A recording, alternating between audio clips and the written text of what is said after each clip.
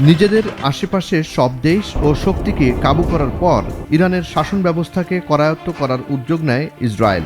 আরব রাষ্ট্র ফিলিস্তিন দখল করে 1948 সালের 14 মে রাষ্ট্র গঠনের পর সীমান্ত লাগোয়া সিরিয়া, লেবানন, জর্ডান এবং মিশরের সাথে বেশ কয়েকটি যুদ্ধে জড়ায় ইসরায়েল। প্রতিটি যুদ্ধই ছিল স্বল্পমেয়াদী এবং সহজেই বশ্যতা স্বীকার করে ইসরায়েলের প্রতিবেশী রাষ্ট্রগুলোকে এমন অবস্থায় ফেলে দেয় যেন তারা কখনোই ইসরায়েলকে চোখ রাঙাতে না পারে।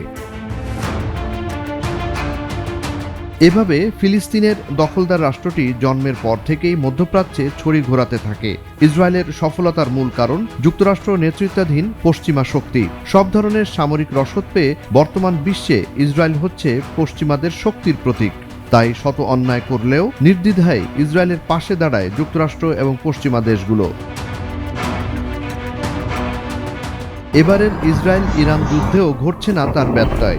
বৃহস্পতিবার থেকে শুরু হওয়া যুদ্ধে বর্তমানে বেশখানিক কোণঠাসা ইসরায়েল। রাষ্ট্র গঠনের পর এতটা বিপর্যয়ের মুখে পড়েনি ইসরায়েল। আর কিছুদিন যুদ্ধ অব্যাহত থাকলে হয়তো অস্তিত্ব হুমকিতে পড়তে পারে ইসরায়েলের। ইসরায়েলিদের প্রতি রাত নির্ঘুম কাটছে ঘর ছেড়ে বাংকারে। কয়েক স্তরের বিমান প্রতিরক্ষা ব্যবস্থা থাকলেও ইসরায়েলে বিভিন্ন লক্ষ্যবস্তুতে আঘাত হানছে ইরানের ক্ষেপণাস্ত্রগুলো। ইসরায়েলি সামরিক অবস্থান ধ্বংস হচ্ছে ইরানের হাইপারসনিক ক্ষেপণাস্ত্রের হামলায়, যা ইসরায়েলের জন্য কল্পনাতীত। ইসরায়েলের এমন দুঃসময়ে ঘোষণা দিয়ে যুদ্ধে নামছে যুক্তরাষ্ট্র।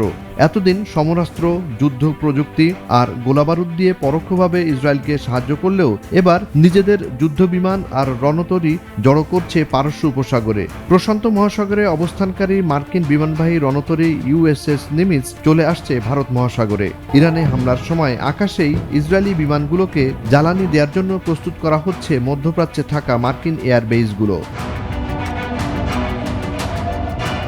যুক্তরাষ্ট্রের B-52 বোমারু বিমানগুলো মোতায়েন করা হয়েছে ভারত মহাসাগরে অবস্থিত মার্কিন ঘাঁটি ডিয়াগো গার্সিয়াতে।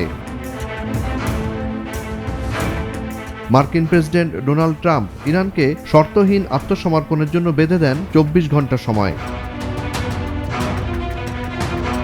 ট্রাম্পের এমন হুঙ্কারের বিপরীতে ইরানের সর্বোচ্চ নেতা মহান খোদাকে স্মরণ করেন। তিনি কারবালা প্রান্তরে নবীজির দৌহিত্র হযরত ইমাম হুসাইনের শাহাদাতকেও স্মরণ করে বলেন, হযরত ইমাম হুসাইন নিশ্চিত মৃত্যু জেনেও আপোষ করেননি।